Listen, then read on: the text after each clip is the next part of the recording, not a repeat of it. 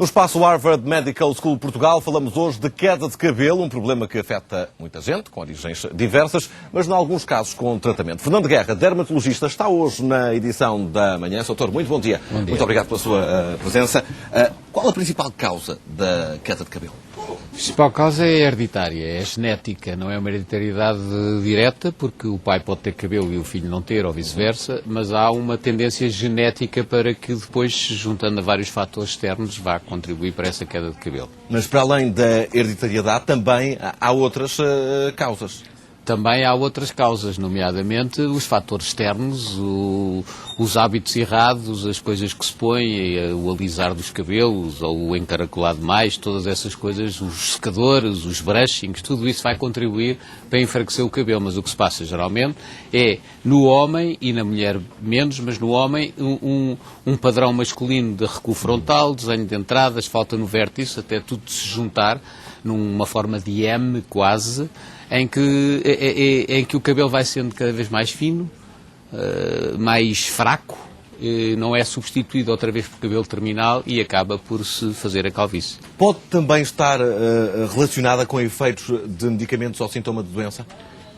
Se ler as bulas de medicamentos, 90% desde os antihipertensores até aos tranquilizantes, até aos antihistamínicos, dizem que pode provocar queda de cabelo. Obviamente que outras doenças também podem provocar alterações da tiroide, outras alterações hormonais, nomeadamente a chamada alopecia androgenética, que é a que estamos a falar, em que é a hormona masculina que se transforma numa hormona anómala em todos nós, chamada de hidrotestosterona, através do enzima, chamada alfa-5-redutase, e, portanto, que vai provocar essa hormona anómala, a queda do cabelo no padrão masculino. E estes casos são muito frequentes, estes relacionados com alguns medicamentos e com sintomas de doença, ou nem por isso? Não são tão frequentes quanto esta alopecia androgenética que estamos a falar. Hereditária no homem, que de facto de tendência genética. Prevalente. Nas mulheres, apesar de ser um assunto um pouco mais tabu e por razões óbvias também de autoestima e de discriminação perante a sociedade, também há cada vez mais casos. Há alguma explicação para este facto?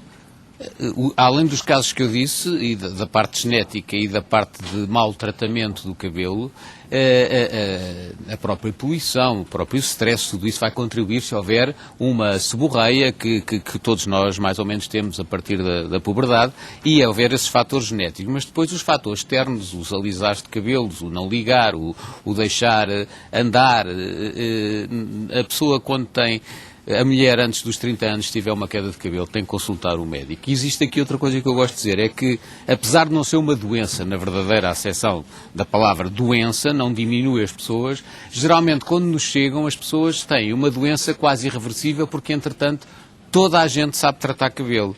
Portanto, a pessoa vai ao cabeleireiro, dão-lhe uma loção, vai à farmácia, dão-lhe outra loção, e quando chega ao dermatologista, a situação é muito mais difícil de reverter.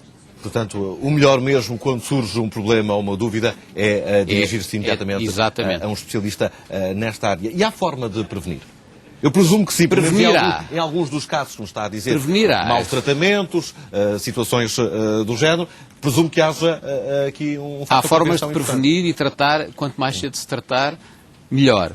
Mas existem também tratamentos, independentemente de haver as cirurgias de autotransplante, portanto, em que o próprio dá cabelo a si próprio.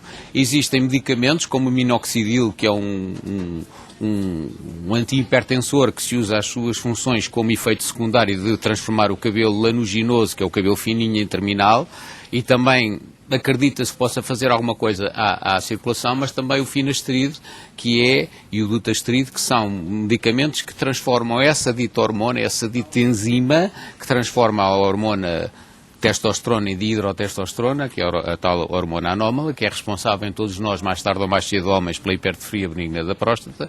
Numa dose baixinha, esse finasteride pode reverter o processo. Doutor, mas essa prevenção é eficaz mesmo perante aqui o fator da hereditariedade? Eu sempre ouvi, por razões óbvias, sempre ouvi dizer que não.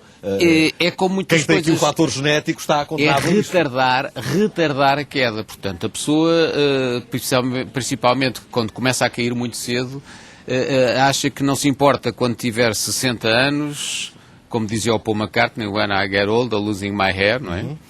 não se importa de ser calvo. O que é certo é que pode-se retardar e há medicamentos para retardar, mas há também coisas novas para fazer, nomeadamente fazer aminoácidos através de uma coisa chamada mesoterapia capilar, que pode não ser com agulhas, pode ser feito com skin roller, que são várias agulhinhas que faz a penetração na derme, e assim como fatores de crescimento, que são tirar sangue ao doente, fazer a separação do plasma e depois injetar esse plasma no couro cabeludo, pode recuperar muitos casos considerados até hoje irrecuperáveis. E quando é que esta prevenção deve começar? A prevenção deve começar quando começa a cair o cabelo. Portanto, para já deve ser bem tratado sempre o cabelo para não sermos nós a provocar isso. Mas se a nossa genética nos der essa queda, nós temos que começar a tratar logo e não é por mesinhas ou ir ali buscar uma coisa porque deu resultado. É ir ao médico porque é uma questão médica. Ir ao dermatologista. Também. Doutor, muito bom dia, muito obrigado pela sua presença e pelos seus conselhos. Eu só queria dar um parênteses, se me deixar. Hoje começa a ADV, a Academia Europeia de Dermatologia e Venerologia, é o segundo congresso que existe em Lisboa, o outro foi há 16 anos atrás, e só queria dizer que é um evento importante para o nosso país e, além disso, alguns dermatologistas como eu foram esquecidos pela Comissão Científica, mas esperamos todos que seja para bem de nós e da dermatologia portuguesa. Dado o seu recado, doutor. Muito bom dia, muito obrigado pela sua presença na edição da manhã. 9 horas.